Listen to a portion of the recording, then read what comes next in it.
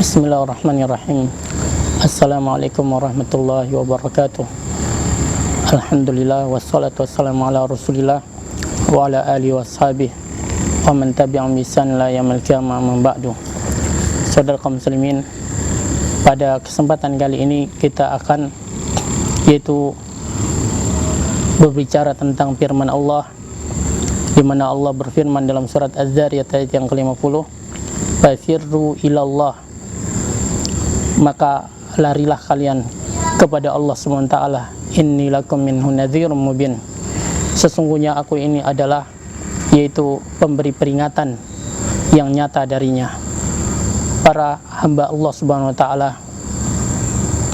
ketahuilah bahwasanya Allah memerintahkan kita di dalam ayat ini agar kita berlari kembali kepadanya, agar kita lari dari kekafiran menuju kepada iman, lari dari kesyirikan menuju kepada tauhid, agar kita lari dari bid'ah menuju kepada sunnah, lari dari maksiat menuju kepada taat, lari dari kejahilan menuju kepada ilmu, dan agar kita lari dari kelalaian menuju kepada zikir, dari kesesatan menuju kepada hidayah dan petunjuk. Saudara kaum muslimin, ketahuilah bahwasanya lari kembali kepada Allah itu ada dua. Yang pertama adalah larinya orang-orang yang bahagia kembali kepada Allah SWT. Dan yang kedua adalah larinya orang-orang yang celaka, mereka berlari dari Allah Subhanahu wa taala. Saudara kaum muslimin, larinya orang-orang yang bahagia karena mereka kembali kepada Allah Subhanahu wa taala. Mereka lari dari apa yang Allah Subhanahu wa taala benci secara zahir dan batin, menuju apa yang dicintai oleh Allah Subhanahu wa taala secara lahir dan batin. Sebagaimana tafsiran Ibnu Abbas tentang ayat ini, farru minhu ilaihi, yaitu lari dari Allah menuju kepada Allah, wa'malu bi ta'atihi, dan melakukan ketaatan kepadanya. Saudara kaum muslimin, ketahuilah bahwasanya tidak ada tempat berlari dari Allah kecuali hanya kepada Allah Subhanahu wa taala. Sebagaimana doa Nabi SAW sebelum tidur, beliau ajarkan kepada kita, la malja'a wala manja minka illa ilaik. Tidak ada tempat bersandar dan tidak ada tempat berlari darimu kecuali hanya kepadamu. Amantu bi kitabika alladzi anzalta wa nabiyyika alladzi arsalta. Aku beriman dengan kitab yang telah Engkau turunkan dan aku beriman dengan nabi yang telah Engkau utus. Saudara kaum muslimin, ketahuilah bahwasanya adapun orang-orang yang celaka, mereka itu celaka karena mereka lari meninggalkan Allah Subhanahu wa taala, padahal tidak ada tempat lari dari Allah. Allah SWT mengatakan, wa ainal mafar minal maut, di manakah tempat lari dari kematian?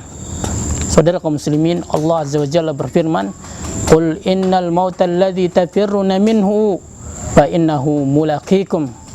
Ketahuilah sesungguhnya kematian yang kalian lari darinya, pasti kematian itu akan menjumpai kalian. Saudara kaum muslimin, orang yang melihat keadaan manusia pada zaman ini, mereka akan mendapati kebanyakan mereka apabila terjadi gempa, apabila terjadi bencana, maka Anda akan melihat mereka itu lari bersama orang-orang yang celaka. Kenapa? Karena mereka berlari meninggalkan Allah. Mereka berlari meninggalkan Allah, tidak kembali kepada Allah Subhanahu wa taala. Mereka lari dari tauhid menuju kepada syirik. Mereka lari dari sunnah menuju kepada bid'ah. Mereka lari dari taat menuju kepada maksiat. Bagaimana mereka akan berlari sementara tidak ada tempat berlari dari Allah SWT? Maka jadilah mereka menjadi orang-orang yang celaka. Saudara kaum muslimin, adapun orang yang beriman, mereka ridho Allah sebagai Tuhan mereka, Islam sebagai agama mereka, Muhammad sebagai nabi mereka, Rasul. Mereka beriman dengan qada dan qadar Allah, maka mereka pun berlari bersama kafilah orang-orang yang bahagia. Mereka lari dari Allah menuju kepada Allah Subhanahu wa taala. Saudara kaum muslimin, oleh karena itu ketahuilah kesempitan hidup yang Anda rasakan, yang kita alami, naiknya harga barang-barang, ketahuilah bahwasanya ini disebabkan karena dosa dan kesalahan yang kita lakukan. Allah SWT berfirman, wa man a'rada an dzikri fa inna lahu ma'isyatan dongka. Siapa yang berpaling dari mengingatku, maka baginya kehidupan yang sempit. Sementara kehidupan yang baik itu sangat terikat kuat dengan amal soleh. Allah berfirman dalam surat An-Nahl, "Man amila salihan min dzakarin aw unsa wa huwa mu'min, falanuhyiyannahu hayatan thayyibah." Siapa yang melakukan amal soleh, baik dia laki-laki ataupun perempuan, dan dia beriman, maka baginya kehidupan yang bahagia, kehidupan yang baik. Oleh karena itu, saudara kaum muslimin, taubat kepada Allah ini adalah merupakan perkara kaidah Islam yang paling penting. Ini adalah jalan pertama orang-orang yang bahagia di dunia dan juga di akhirat, saudara kaum muslimin. Dan ini diwajibkan berdasarkan kitab dan sunnah dan ijma' para salafus soleh. Saudara kaum muslimin, di antara hal yang menunjukkan bahwasanya manusia sangat butuh kepada taubat, bahwasanya seluruh ketaatan-ketaatan yang besar di dalam Islam itu ditutupi dengan istighfar dan taubat kepada Allah SWT. Yang pertama adalah sholat. Disebutkan dalam sebuah riwayat dari Sauban adalah Rasulullah SAW idan sarafa min sholati istighfar salasan. Nabi apabila selesai dari sholatnya maka beliau beristighfar 3 kali. Kemudian yang kedua, qiyamul lail. Allah berfirman, kanu qalilan minal laili ma yahja'un. Dahulu di dunia mereka sedikit sekali tidur malam. Wabil ashar yastaghfirun. Dan di waktu sahur mereka beristighfar.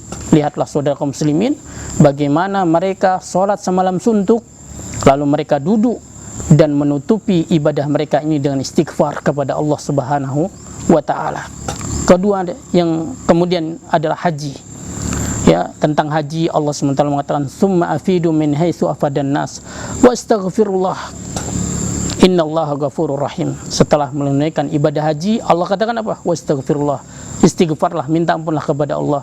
Sesungguhnya Allah Maha Pengampun dan Maha Penyayang. Kemudian berwudu.